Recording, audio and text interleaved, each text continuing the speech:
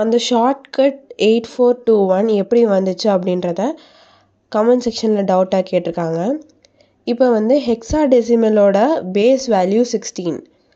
அப்போது அதில் இருக்க நம்பர்ஸ் என்னென்னா 0 to 9, அப்புறம் A to F, 11 12 11 to 15 வரைக்கும் ABC அப்படின்ட்டு ஆல்ஃபபெட்ஸ் எடுத்துக்குவோம்.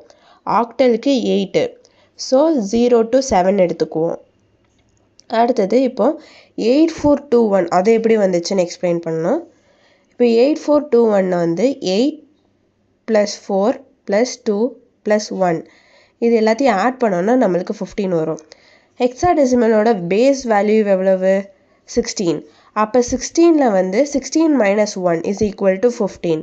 ஏன் நம்ம இங்கே -1 பண்ணுறோன்னா நம்ம வந்து 0 to F தான், அதாவது இப்போ 0லேருந்து 15 வரைக்கும் எத்தனை டிஜிட்ஸ் இருக்குது, அதாவது 1லேருந்து 15 கனெக்ட் பண்ணோன்னா வந்து 15 நம்பர்ஸ் வரும் +1 அந்த 0வையும் சேர்த்து.